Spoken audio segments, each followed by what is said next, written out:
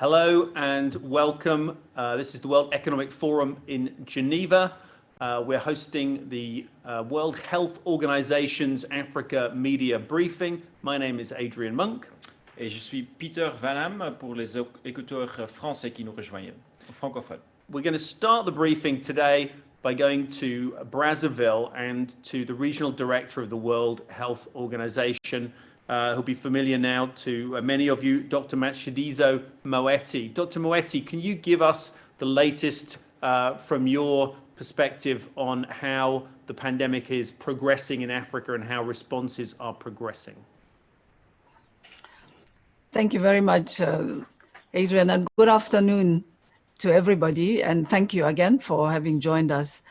I'm very pleased to be joined today by colleagues from the Economic Commission for Africa, Dr. Karingi, and my good friend Amit Thakker, who's the Executive Chairman of the Africa Health Business, because we know that the COVID-19 pandemic is having significant economic impacts, and particularly in vulnerable communities. We need balanced action to save lives and livelihoods, even as we act to control the pandemic. The private sector has a vital role to play, from providing care to those who are affected, to manufacturing the key items required for the response, as well as innovating and developing new tools like vaccines and medicines. There are now more than 51,000 confirmed cases, and 2,000 people have lost their lives across the African continent. We're very concerned that almost 1,000 African health workers have been infected with COVID-19.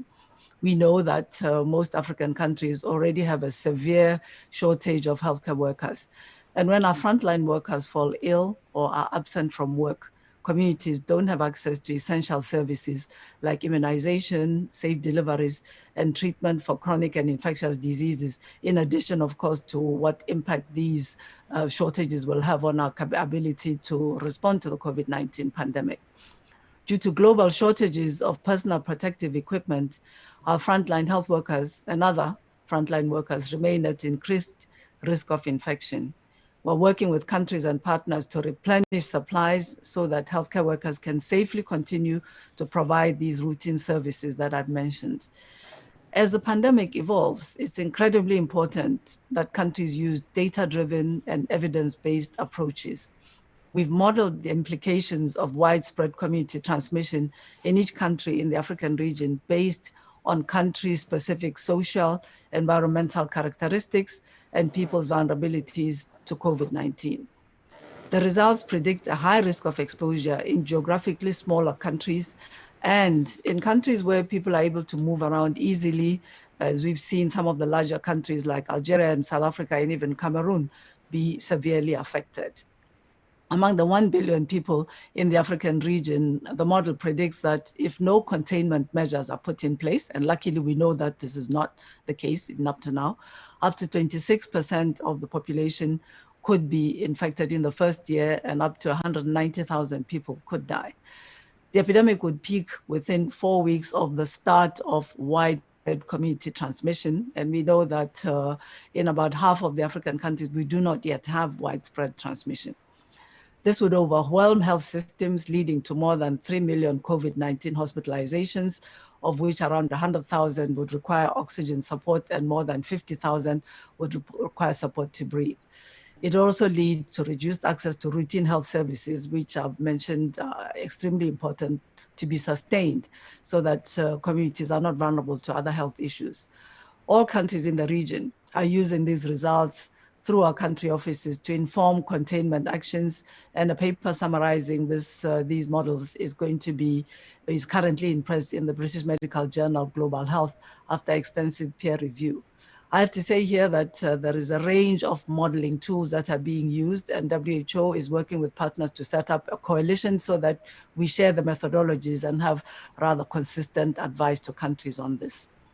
We know that to stop the spread of the virus, the key public health measures need to be in place in every community, even where cases have not been reported. Readiness capacities should be prepositions. I'd like to reiterate that these measures are surveillance, identifying cases early, testing people early, therefore, tracing their contacts, and then isolating both the cases and the contacts to limit spread of the virus. We've seen countries like Namibia and Seychelles follow closely these measures, and they've not reported any cases now for 1 month. We're working with countries to leverage the assets that they already have in place in terms of what was done to prepare for Ebola, some of the equipment for testing that's being used for tuberculosis and polio, and to mobilize people and repair supply chains globally. We're working very hard on this with our colleagues across the UN and other partners so that the supplies that are needed are there to take the response beyond capital cities into the hinterland and local levels. The findings that I've shared today and other emerging analyses will inform our policy and technical advice to governments so that they adopt the response based on this evidence. To stop this pandemic, the solutions we implement together with countries and partners must be based on evidence and scientific findings. And therefore, this includes conducting rigorous clinical trials to determine the effectiveness on any treatments that are offered in line with international standards. We are very convinced that with science and solidarity, we can stop this pandemic. Thank you very much. Dr. Moeti, thank you very much. And you mentioned a couple of the guests who are joining today. One of them is Dr. Amit Thakker, joining from Nairobi, who is president of the Africa Healthcare Federation and also executive chairman of Africa Health Business. Business obviously has a big role to play in helping tackle this pandemic, but is also affected by it. Can you give us some insight, Dr. Thakker, on how business across Africa has been coping with this crisis? Yeah, good afternoon and good morning, wherever you're joining from. Thank you for having me on the show. And like you rightly say, that the sudden shock that the businesses have faced because of the pandemic has really made the business start repurposing and repositioning itself. It's led to two things. One is the business is now pretty aware of the economic collapse and what we've seen in the reduction of GDP in many countries across Europe and also USA, and some countries in Africa are already projecting from the 5 and 6% growth to going down to 1%. And South Africa has also been projected to have a negative growth rate. So the businesses are very aware that because of the reduced mobility and the stringency that the African nations have to adopt because of public health, it's going to have an interplay. Now, moving quickly on to the repositioning and refashioning of what the businesses have started doing is the model of self-sufficiency. So many manufacturers who never made PPEs are now making PPEs. Close to 42 factories, for example, in Kenya, have already put up machinery, cleaned up their machines, realigned them. Masks are being made, overall gowns are being made. Those companies that never got in making sanitizers, like the East African Breweries Limited, are making sanitizers to spread them around. So that's happening now. And on the front line, the people who are providing services are really concerned, especially the private sector. I know many countries and many public sector economic stimuluses and ministries of health are trying to support them, but the smaller private sector hospitals and facilities are concerned because they need to charge fees for services being rendered. And if they buy these PPEs at $30, $50, it's charged to the patient. And there was a lot of negotiation with the private insurance company and the national insurance companies to keep paying the bills for those who might be COVID positive. So that's again a matter of concern for us on financial sustainability, coupled with the fact that most of the people are staying at home. They have postponed elective surgeries and they've postponed their regular medical treatment and admissions. So the surgical cases have dropped in the range of about 40 to 50% of the income, and the medical cases have dropped between 30 to 40%. And that's led to a decline in the revenues for the private sector facilities in the front line. So we quickly need to start thinking of how to make sure they wade through this process. Thank you. Dr. Thakker, thank you very much. We can go to Addis Ababa now and to Stephen Karingi from the UN Economic Commission for Africa. Stephen, can you give us some perspective on how the pandemic is hitting things like trade across the continent, and also how it's more broadly affecting societies and their economies? No, thank you very much. Let me first of all acknowledge my co-panelists, Moeti and Dr. Thakker. And first, to make the first point is that we have to recognize that African governments are doing a lot. And I think that is what Moeti has indicated, that the projections were that we are going to be in a worse situation by now. But because of the measures that the African governments are taking, and also the community's effort, we have at least been able to see not as much rapid growth or exponential growth in terms of transmission like we saw elsewhere. But then, of course, this has come with an impact on our economies. So we have had what Thakker has said, what is happening to the private sector.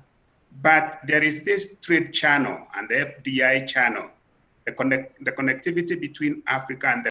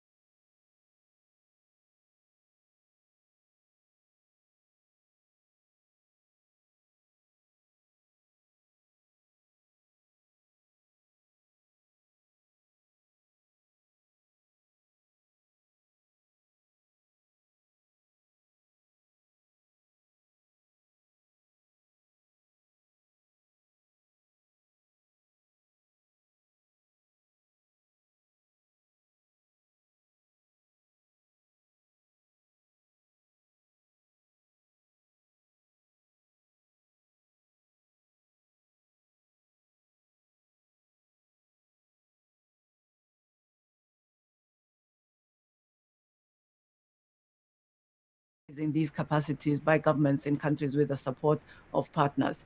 And it also is very important that risks should be minimized in those places where social gatherings happen. So I think it's not a matter of simply today we're locked down and tomorrow everything is opened up. It has to be progressive. It has to be starting with the most vital components of the economy, because that's part of the reason, and also taking into account these difficulties around food and hunger of the most vulnerable communities. It has to be with tracking what's going on in terms of the cases that are coming out, the capacities, and then with support, with putting in place measures to make sure that then what is left in place is monitored. And if necessary, if there's the need to go back and reinstitute some of the measures, it's possible to do this. And then most importantly, people have to be very well informed about the impact and be enabled to follow and to provide feedback about the impact on them. So it's possible to do this. We're advising countries. We have a guideline from WHO on how to progressively release these measures. Thanks for that. Dr. Thakker, can I just turn to you and ask how business sees that relaxation and the process of easing some of the lockdown conditions? That's yeah, I think Dr. Moeti framed it really well. I totally agree on the evidence-based approach. But there are two schools of thought from business. One is there is this sense of urgency from business to start opening because they seem to be losing some economy. And also the cost and the prioritization. So I think the first thing I would say is the trust from the governments on data and on evidence-based, on why it's being locked down and what is being unlocked and why certain businesses and not the others. The other thing, like in Kenya, the restaurants which are being asked to open progressively need to make sure that everybody has got a COVID test and they are COVID free. So there have been flags raised about the fact that we already have reduced income and now we have to expense these costs, which will make it a bit more expensive. So there's a literal balance between there's a sense of urgency of can we open up and having clear data of why things are not opening up in countries like Kenya. And Stephen, you mentioned some of the problems that people have in the informal sector of actually just getting hold of the necessities of life. How do you see this lockdown easing proceeding from your perspective? Well, that's a great question because in our call, we had somebody who works with the informal settlements in Nairobi, someone from Kibera. And essentially he was saying, okay, I do understand that I need to wear a mask, but I don't even have the dollar to buy the food in the first place. But as we went with the debate, there was clear consensus that nobody wants people to die. So what we need is to actually have smart exit strategies from the lockdown. And it looked like we were concluding to the point, make sure that what Moeti has said, that the rate of increase of the infection and the number of people who are infected in the total number of the tests that you do in a day are falling. And once you realize that, then you can also do it sequentially by looking at which sector is not as risky, opening that fast, and also maybe in some situation having to do it block by block, because that's the only way you can be able to ensure that you don't have to shut down the economy again. But I would also want to note that there was a story that I have seen whereby, in Africa, we have this community approach to doing a lot of things. So we have households of people who have more money, who are actually adopting households who are living in who do not have as much money. So I think stories like this needs to be emphasized and put on a loudspeaker so that we can actually have more community-based support Of course, we have to figure out the logistics of how to move from those who have those who can support to those who need the support. Thanks, Stephen. I want to turn to Simon Allison from the Mail and Guardian in South Africa. Simon, can you come up, unmute, and get your question in? Hi, good afternoon. My question is for Dr. Moeti. I noticed that the so-called coronavirus cure being touted by the Madagascan president seems to be gaining traction. What advice would you have to citizens of countries who are considering taking this supposed cure? Thank you. Dr. Moeti. Okay, thank you. We are advising the government of Madagascar to take this product through a clinical trial and are prepared to collaborate with them. We've also invited them to join the WHO coordinated solidarity trial where other therapeutics are being tested out.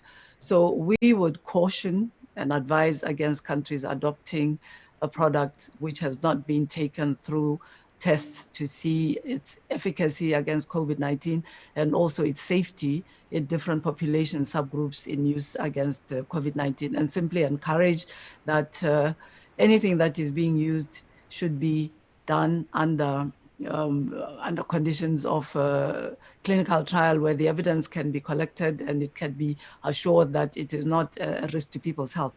In addition, just to emphasize that all the measures for protection that are being promoted by WHO need to be implemented, and we are concerned that touting this product as a preventive measure might then make people feel it's safe not to do the other things. So we'd like to emphasize very much that whatever is being done with this product, people must continue to put in to implement the measures for protecting themselves. Thank you very much. I'm just checking to see if we have on the line Cara Anna from the Associated Press. Can we just check if we have Cara available to go to for a question? Hi, I'm here. Great. Cara, can you put your question to our panel? Yes, thanks. Have you seen any clusters of virus cases that appear to be linked to lack of water or lack of clean water or to a communal water source? Thanks. Thank you. Dr. Moeti, and perhaps Dr. Yao might come in on that. I think not explicitly and not directly, but of course we can infer that water is an absolutely essential commodity for basic healthcare provision. So in health facilities, there might be a risk if there is not access to clean water. Then in terms of the hygiene that can be practiced, including by the healthcare workers in hospitals. And we are of course very concerned in some of the settings in Africa where at home people may not have and do not have access to safe water, about the feasibility of their being able to practice this hand washing hygiene. That's why we're encouraging countries to work with some of our partners who do water and sanitation development, like UNICEF, to put in place then public facilities where people can have their hand washing needs somewhat addressed. Merci beaucoup, Dr Moeti. Et on va voir maintenant si on peut rejoindre Roger Mogo de Canal+ Afrique. Roger, êtes-vous là? On vous voit, mais on ne vous entend pas. On peut peut-être demander de... Oui, allez-y. Allez-y. Oui, je voulais poser une question justement concernant le déconfinement qu'on voit de plus en plus dans certains pays en Afrique. Et ceci d'autant plus que le nombre de nouveaux cas de Covid-19 est en cours d'augmentation, ce qui pourrait laisser penser que le pic n'est pas encore atteint. Et la question est de savoir si c'est vraiment pertinent de déconfiner actuellement, si ce n'est pas très tôt. Et si c'est le cas, alors est-ce qu'il fallait vraiment confiner les gens? Merci beaucoup, Roger. On avait déjà entendu une question pareille en anglais, donc on va peut-être demander à Dr Yao de répéter ce qu'on a entendu avant et de nous dire comment des pays peuvent commencer à faire une sortie du confinement de manière sécurisée. Merci beaucoup. Nous pensons que le déconfinement, parfois lié au fait qu'il y a une bonne partie de la population qui est en souffrance, aussi bien des domaines économiques qui souffrent énormément. Et donc, ce déconfinement doit vraiment tenir compte aussi de la reprise de ces secteurs, mais surtout être basé sur une analyse avec des évidences qui montrent la tendance globale, si cette tendance globale peut permettre ce déconfinement plutôt que peut-être entraîner l'aggravation de la situation. L'autre aspect qu'il faut tenir compte, c'est qu'il faut s'assurer qu'on ait la capacité de détecter, de confirmer et aussi de prendre en charge des personnes qu'on pourrait détecter. Et cette capacité, on doit s'assurer que cette capacité est décentralisée et puisse permettre de mener cette activité de contrôle qui est essentielle partout dans le pays. Il faut aussi s'assurer qu'on ait aussi une bonne compréhension des facteurs de risque. Qu'est-ce qui entraîne la propagation de la maladie? Est-ce qu'il y a des points chauds qu'on appelle communément des hotspots à partir desquels la maladie se propage? Et alors, qu'est-ce qui s'impose? Et donc, un mécanisme qui permette une surveillance continue et qui peut recommander éventuellement un retour en arrière si cela s'impose. Mais la capacité de détection, de contrôle et de prise en charge est nécessaire avec un mécanisme d'analyse continue. Merci, Dr Yao. Thanks very much. Turning to Kenya and to Ochieng Ogodo of SciDev.net, we have a question from him. Can we bring you up? Thank you. Good afternoon, everybody.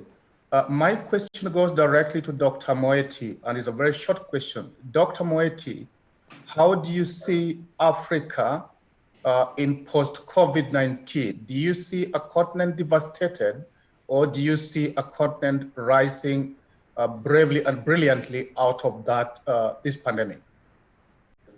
Thank you. Thank you. What a brilliantly challenging question. You know, I don't want to ignore the severity of the situation, and we have some projections which I've already mentioned. If nothing effective is being done, then the situation could be very serious for Africa. We've already heard that the economic impact is going to be there already from the situation currently, and that obviously will need a lot of effort on the parts of the government, of the population, the private sector, and international solidarity in order to recover. I see that countries are making a lot of effort to invest in overcoming the situation. So I'm hoping that we will not have an absolute devastation. There will certainly be negative impact. And I am very encouraged by the global solidarity that is already being expressed towards Africa, that the debt, if you like, the debt freezing, the debt repayment freezing that's already been announced. I'm expecting very much that Africa's partners will also provide additional other support. And my observation, you know, when we came out of that devastating Ebola outbreak, it left in those countries some determination to start up better. And we have seen how Liberia, Sierra Leone, for example, have been able to put in place measures to confront the epidemic that have been quite impressive. That painful learning really enabled them to start off at a different level with a different outlook on how to invest. So my expectation and hope is that this will happen more broadly in African countries after the difficulties that we are going to be seeing. I have a lot of faith in the resilience of African people, their ingenuity, and I hope combined with the determination of governments and with international solidarity, we will not see a continent flattened and in despair. It'll be difficult, but people will put in their best, and we'll make sure that we recover both in health, economically, and very much at the level of vulnerable households on the continent. Perhaps I can bring in on that Stephen and Dr. Thakker. Dr. Thakker, maybe I can just bring you in on that from your vantage point in Nairobi. Thank you, Ocheng, and that's a really nice question, and Moeti has answered it pretty well. I think there are three phases post-COVID for Africa. It's the 2021, 2022, and 2023. It's phase 1, 2, and 3. The current phase of combat requires all hands on deck, and we've got WHO, all the partners, private sector, public sector. It's what we do in the combat phase that will actually guide us on phase 1, 2, and 3 of recovery. Phase 1 will be repair, literally catching all the tatters. We'll be hoping for a vaccine to come. We'll be providing vaccine to everybody. Economies will start opening. Social distancing will still be the order of the day. Protecting and hand washing will still be the order of the day, but there'll be some repair. The second phase of 2022 is where Africa will be counted, whether we'll come out to be stronger and actually a great continent that will see a rise, or we might have a delayed decline. The second phase is the phase of partnership and leadership. I think we'll start separating the leaders who believe on progressive growth, just like we're talking about progressive unlocking. We'll see progressive leadership that will start encouraging partnerships globally to invest more and to make Africa the hub of products and services that we've already started seeing so much progress. And then the third phase will be the rise phase, and that can take about 3 to 5 years. And I believe, and I'm optimistic, that we'll actually have a stronger continent post-COVID. Thanks for that. Stephen, you're in Ethiopia, which was one of the strongest economies in Africa until the crisis hit. What's your perspective on how this pandemic is going to hit the continent? Thank you. I think this is a brilliant question because, yes, it's true we are talking about where we are now, but we also have to think about recovery. And I want to go back to the point that I made. The speed at which we recover will depend on the actions that we take today to save lives and to save businesses. Because without businesses, you cannot have employees. And without employees, you cannot have income. Now, how do you do that?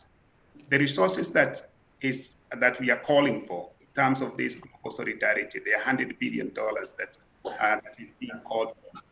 Part of that should go towards ensuring that there is liquidity for the private sector to be able to work, and also it should also go towards replenishing some of the expenditures of governments for those that are actually doing transfers to the vulnerable, and even those that are topping on in terms of the wages of the people. So our ability to recover as a continent will depend on what we do today. Do I think we are going to have a better economy after this? We have the continental frameworks. I think we have been exposed very much in terms of the area of trade because we did not actually have our African continental free trade area in operation. Had it been in operation 10 years ago, I am of the view that a lot of the things that we cannot access because of export restrictions, most of that could actually be produced here. And the movement across borders would be much, much easier. So going forward, I believe the African governments, the people, they are going to demand that we accelerate the momentum within which we build on our continental frameworks, be it the pharmaceutical manufacturing plan for Africa, be it the African continental free trade area. And this way, we are going to end up with a stronger economy. And it builds into this question of partnership and leadership that Thakker has mentioned. Yep. We want to go to Shea Bopu from NHK, Japan's national broadcaster. Can we ask you for your question, please? Yes, hi. Do you hear me? We do. Yeah. Well, I think this is a question that is targeted to either Dr. Moeti or Dr. Yao. But I would like to hear about the projected peak of the cases in Africa. In South Africa, when I'm currently based, the government and the experts think that the peak in this country will come sometime between July and September. Do you have a similar kind of projection for the continent as a whole? Thank you. Before taking that question, can we also just bring in another journalist from South Africa, Tim Cohen from the Daily Maverick, and just get his question too? Hi, Dr. Moeti. Not the most important question, I guess, but it's still very controversial here in South Africa. South Africa has been unusual globally because it's imposed a cigarette and tobacco ban, or a ban on tobacco and cigarette sales. It's the people are reporting here that the World Health Organization supports this ban. I just wondered, it seems now that smoking does, ironically, weirdly, help the convalescence rate, not the infection rate, but the convalescence rate. I just wondered whether you, if you support a smoking ban, would you recommend, or a smoking sales ban, would you recommend that to other African countries? And that's a great question. Would you what precisely are you advising African countries? Are you suggesting a restriction or a ban? That's a great question, Tim. Thank you. And so we have questions from NHK and from the Daily Maverick. Dr. Moeti, just over to you for those two questions, and maybe to bring in Dr. Yao if necessary. Okay.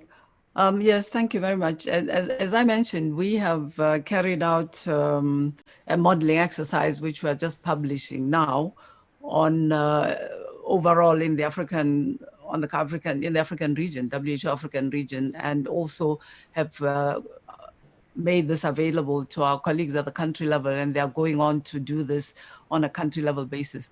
Overall, looking at the evolution of the pandemic, and especially now we're in the phase of community spread in some African countries, we are estimating that, and this is an estimate based on if nothing much was done, we are estimating that this would peak in about 4 to 6 weeks in African countries. So this is a model that takes into account many factors, many components, including population movement in countries, population density in countries, the prevalence of some of the underlying illnesses that would be a factor, the age structure of the population, etc. So we have estimated using this model that it would take about 4 to 6 weeks from the start of community spread in a country for this to peak.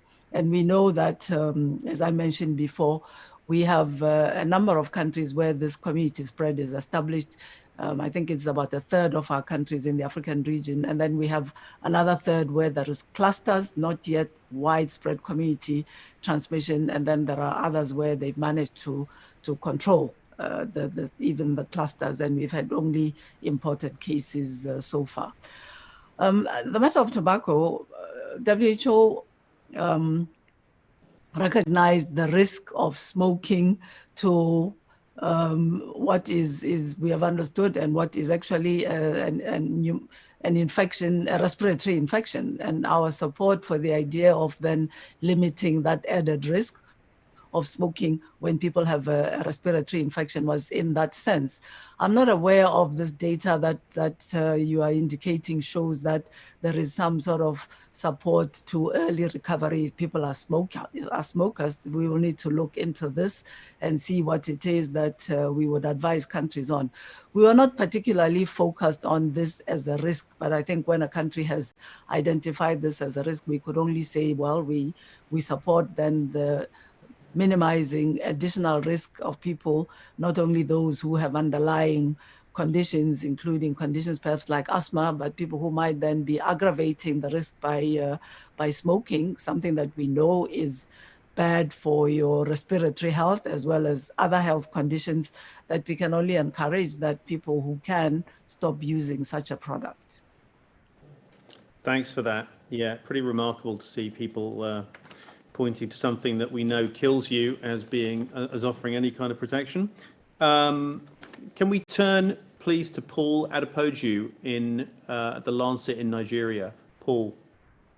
Yeah, thank you very much. I My first question is there an official estimate of how much Africa has lost to the COVID-19 pandemic? Then looking at post-COVID-19, we've had African countries that are locally producing their masks. Are there any directly and actively integrate them into the health supply chain post-COVID-19? Thank you. Thanks for that. And maybe the slant of that question, I can take it to our guests first, and then maybe come back to Dr. Moeti at the end. Now, when we're doing this study on the strategies for exits from the lockdowns, we also did a simulation where we assumed a full lockdown. And what we found out is that every month, the African economy would lose 2.5% of its GDP. That is something equivalent to about $65 billion every month. So based on the intensity and the strictness of the lockdowns, if you have a full lockdown of the whole continent, you would lose about $65 billion. So of course we can do this for each of the countries based on the different lockdowns structures that we have. But that is one way we have factored down to estimate what it means for the continent. We have finished the first quarter, so governments are starting to release their statistics.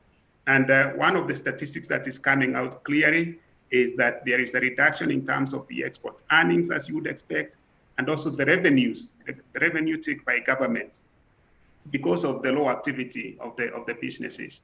They're also starting to collect lower revenues, which is an indication of what is happening in the economy. Thanks for that. And Dr. Thakker, from your contacts with the world of business across the continent, is that something anecdotally that you're seeing backed up, or are there perhaps any bright spots that you can point us to? I think Stephen's put it very well, and the contraction is going to be, it's like just the numbers that we have. It can be worse, like Moeti says, if we start opening up and we don't control containment, it could be a larger contraction. But there are some winners and losers as well. And we are going to see that happening very clearly in Africa. And if you look at the tourism and the travel and industries around them, they're definitely going to get a stronger hit. But probably there are some winners, like maybe the healthcare industry might be a winner and they might recover well. If you look at the stock exchange, there are some industries that have taken a less of a hit. For example, if you look at the telecoms and the IT and the mobile phone companies, they've taken a less of a hit in the stock exchange than maybe other companies like Kenya Airways and airline companies. There are also companies like infrastructure, those who provide cement, and maybe the media company. So those are in the middle bucket. They will find the way through and they won't have a significant hit.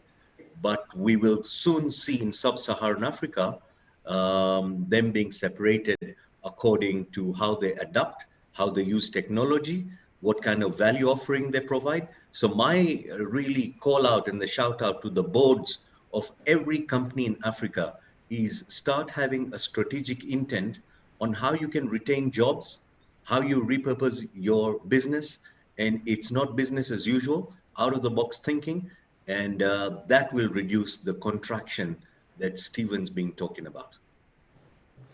And Dr. Moeti, obviously the World Health Organization concentrates on health issues, but it's also dependent too on people having livelihoods and a way of looking after themselves. So what's the WHO's kind of perspective looking at the crisis unfold economically?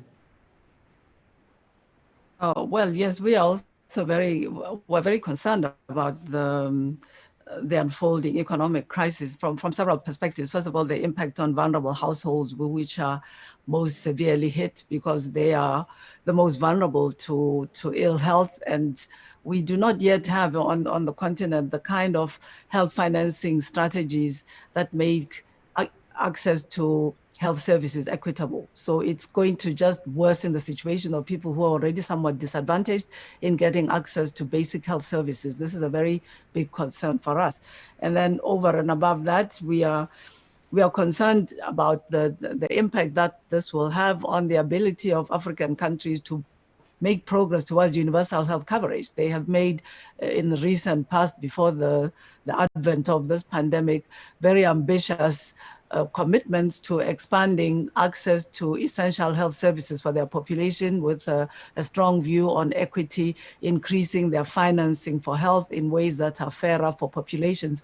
So this hit in economic performance, we hope, will not result in the health sector, which is sometimes viewed as a kind of soft sector, not a productive sector, then to be disadvantaged in terms of investment. We hope the governments have understood very well that investing in health is a smart investment in human capital, and it's essential for economic development to progress. But these are some of the concerns that we would have.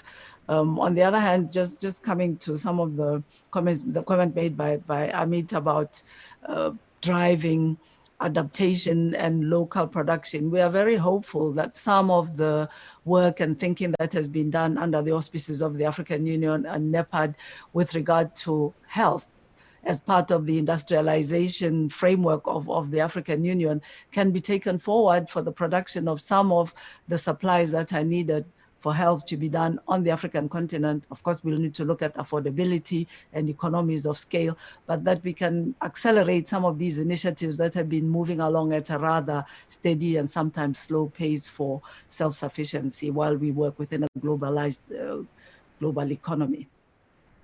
Thank you. Merci, Dr Moeti. On veut aussi poser cette question ou ces questions en français. Tout d'abord, peut-être Dr Yao, pouvez-vous donner votre commentaire sur la question quand est-ce que vous attendez au pic des cas en Afrique, dans le continent? Et deuxièmement aussi, comment voyez-vous la situation évoluer après, non seulement sur non seulement en santé publique, mais aussi du point de vue économique, et quel est le rôle que l'OMS peut jouer à ce moment-là? Merci, Dr Yao, de donner votre commentaire. Merci beaucoup. Donc, par rapport aux projections dont a fait référence la directrice, lorsqu'on a une transmission communautaire, on s'attend à ce que d'ici les 4 à 6 semaines, qu'on puisse atteindre les pics. Il faut aussi dire que cette situation est variable d'un pays à un autre. On a pratiquement le tiers des pays africains qui ont cette transmission soutenue au niveau de la communauté. Mais la modélisation ne tient compte du fait que si rien n'est fait, voici la situation qu'on pourrait atteindre et qui pourrait peut-être même être une situation beaucoup plus aggravée. Et il faut ajouter qu'en Afrique, on a encore l'opportunité, même en dehors des grandes villes et dans certains pays, de contenir. Et donc, si les efforts sont renforcés, cela pourrait se faire dans plusieurs pays en termes de réduction de la transmission. En ce qui concerne les aspects économiques, évidemment, l'accès aux services est souvent lié aussi à certains aspects économiques, notamment au fait d'avoir des revenus pour pouvoir s'offrir des services de santé, au fait aussi pour les pays d'avoir la capacité de renforcer les services de santé. Et donc, un effondrement économique pourrait un peu ralentir l'accès à ces services de base. On parle souvent de la vaccination, mais aussi des interventions liées à des programmes comme le paludisme qui pourraient souffrir aussi d'aspects économiques défavorables. Et donc, c'est une approche globale qu'il faut, en plus des aspects de santé publique dans cette épidémie de COVID. Merci. Très bien, merci beaucoup, Dr Yao. Thank you very much. And just want to turn to Esther Nakazi. Esther, can we get your question, please, to our panel? Thank you very much. Can you hear me? Yep. Yeah, my name is Esther Nakazi. I'm a freelance journalist based in Uganda. I would like to know from WHO what their position is on Tanzania president's remarks on the COVID-19 tests that were done by scientists And what is their position on scientists, on leaders who are not agreeing with the stats coming in from the scientists? Okay, Esther, thank you for that question. Dr. Moeti, can I turn to you on that? How do you deal with potential issues with leaders and scientific pronouncements? Yes, thank you for that question. I think starting with the specifics of the test kits referenced in Tanzania, we are convinced that the tests that have been provided and that are on the international market were provided both on procurement through WHO, those that came through the JECMA donations are not contaminated with the virus. I'm afraid we do not share the point of view that these commodities could be in circulation when they're already contaminated with the virus. We are not in agreement with that point of view. We encourage leaders to look at the evidence and also to look at guidance that has been developed by experts of the organization of which they are member states, expecting us to find the best experts in the world in order to find the best ways for countries to use knowledge, science, evidence for the interventions that we're asking them to undertake.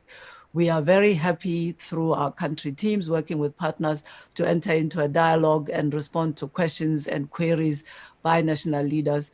We are also very pleased to share with them evidence of the impact that has been seen in other countries that have undertaken some of these measures, including such measures as stopping large social gatherings. You know, we have experience in some of the Asian countries where there has been success or progress in containing this outbreak.